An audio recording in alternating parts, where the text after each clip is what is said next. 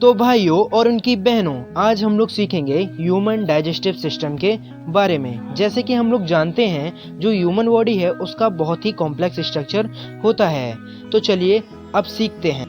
तो फर्स्टली हमारा digestion start होता है हमारे माउथ से।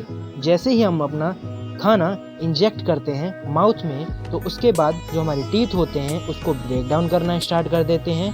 ब्रेक डाउन करने के बाद जो सलाइवरी ग्लैंड होता है उसका काम होता है उस सलाइवा मिक्स करना।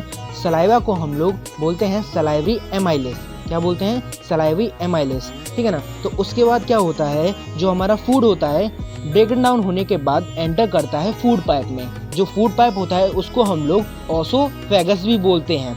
इस ओसोफेगस में ट्रैवल करता है जो फूड, उस ट्रैवल करने की मूवमेंट को बोला जाता है पेरिस्टाल्टिक मूवमेंट, ठीक है ना। तो इसमें क्या होता है, जैसे ही हमारा खाना होता है वो नीचे आता है तो वो फूलता जाता है और धीरे धीरे क्या ऊपर एक्सपेंशन एंड कॉन्ट्रैक्शन चलता रहता है। उसके बाद फूड एंटर करता है हमारे सीधे स्टोमक में। स्टोमक में जैसे ही फूड एंटर करता है उसके बाद उसमें फंक्शनिंग चलती है, मतलब कि उसके अंदर कुछ जो एंजाइम होते हैं वो उसके साथ रिएक्ट करने लगते हैं। जो फर्स्ट एंजाइम होता है हमारा वो होता है हमारा hydrochloric acid, and then second pepsin, and then third mucus. तो अब इनका फंक्शन क्या होता है? फर्स्ट है हमारा हाइड्रोक्लोरिक एसिड। हाइड्रोक्लोरिक एसिड का फंक्शन होता है उस खाने को, उस जो हमने खाना खाया है फूड को एसिडिक मीडियम में बनाना। क्या करना? एसिडिक मीडियम में कन्वर्ट करना। एसिडिक मीडियम में कन्वर्ट करने के बाद और दूसरा फंक्शन होता है हमारे हाइड्रोक्लोरिक एसिड का, जो बैक्टीरियाज या फिर जर्म्स प्रेजेंट हैं किसके अंदर, हमारे फूड के अंदर, उसको किल करना, ठीक है। एंड देन हमारे सेकंड एंजाइम का नाम होता है पिप्सिन। पिप्सिन का वर्क क्या होता है, ठीक है ना। तो सबसे पहले हम लोग को क्या सीखना है, पिप्सिन का काम क्या होता है। पिप्सिन का काम होता है जो हम लोगों ने खाना खाया है उसके अंदर जो प्रोटीन प्रेजेंट है उसको डाइजेस्ट करना। क्या करना? पिप्सिन को डाइजेस्ट करने का काम होता है। तीसरा हमारा होता है कौन सा? ट्रिप्सिन। क्या होता है? ट्रिप्सिन, या फिर उसको हम लोग म्यूकस बोलते हैं। क्या बोलते हैं? म्यूकस। म्यूकस होता है, म्यूकस का काम होता है क्या,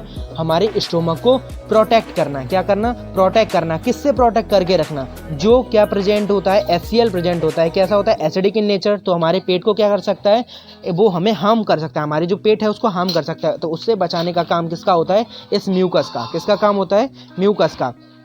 उसके बाद हमारा डाइजेशन इस जो पेट के अंदर कितने टाइम तक बना रहता है? कम से कम 2 से लेके 3 से 4 घंटे तक पेट के अंदर क्या रहता है, हमारा जो डाइजेस्ट फूड है वो बना रहता है। उसके बाद कहाँ ट्रांसफ़र होता है? जितना भी फूड होता है वो ट्रांसफ़र होता है किसमें? स्मॉल इंटेस्टाइन में। स्मॉल इंटेस्टाइन को हिंदी में क्या बोलते हैं हम लोग? छोटी आंत भी बोलते हैं, ठीक है ना। और स्मॉल इंटेस्टाइन हमारी एलिमेंट्री कैनल का सबसे बड़ा पार्ट भी होती है, ठीक है। और इसके बाद क्या होता है, जो स्मॉल इंटेस्टाइन होती है उसमें कंप्लीट डाइजेशन हो जाता है। उसके बाद क्या होता है कि जो हमारे ग्लैंड्स होते हैं, क्या होते हैं? ग्लैंड्स। कौन कौन से ग्लैंड? जैसे कि एक हमारा लीवर हो जाता है। क्या हो जाता है? Liver and pancreas.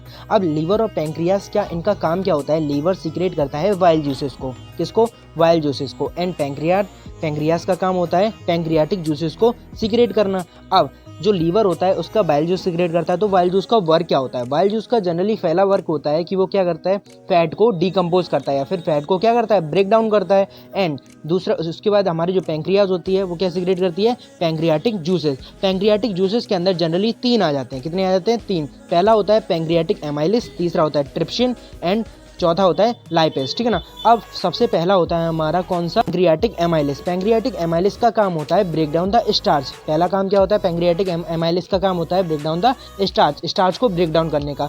दूसरा होता है हमारा trypsin, enzyme trypsin. Enzyme trypsin का काम होता है प्रोटीन को डाइजेस्ट करना, जो भी बची कुची प्रोटीन रह गई है उसको डाइजेस्ट करना। एंड लास्ट होता है हमारा एंजाइम लिपिज, ठीक है ना। इसका काम होता है ब्रेक डाउन द एमल्सिफाइड फैट। जो एमल्सिफाइड फैट बचा हुआ है उसको डिकम्पोज करने का किसका काम होता है, इसका लिपिस का काम होता है। ये भी ठीक है, अच्छी बात है। इसके बाद क्या होगा, जो हमारा ये जितना भी था फैट सब कुछ डिकम्पोज हो जाता है। उसके बाद क्या होता है, जो भी फूड होता है, क्या होता है, फूड होता है वो कहाँ पहुँचता है, इसके बाद स्मॉल इंटेस्टाइन से ट्रांसफ़र होता है किसके पास, लार्ज इंटेस्टाइन के पास। और एक बात और रह गई इसमें, जो स्मॉल इंटेस्टाइन होती है उसमें क्या हो जाता है, जितना भी डाइजेस्टेड फूड होता है सारा एब्जॉर्ब कर लिया जाता है बाय द बॉडी। बॉडी क्या कर लेती है, वो उस सारे फूड को क्या कर लेती है, बाहर निकाल लेती है। उसके बाद क्या होता है, जितना भी ये एनर्जी है उनको भेज दिया जाता है किसके पास, सेल्स के पास। किसके पास? सेल्स के पास। वो उससे क्या कर सके? एनर्जी ले सके और वो अपना सारा फंक्शनिंग कर सके और अपना क्या कर सके? वर्क कर सके अपनी बॉडी का। ठीक है, तो जो डाइजेस्टेड फूड है, अब क्या होगा? डाइजेस्टेड फूड तो एब्जॉर्ब हो गया, उस प्रोसेस को हम लोग एसिमिलेशन बोल देते हैं, एब्जॉर्प्शन बोल देते हैं।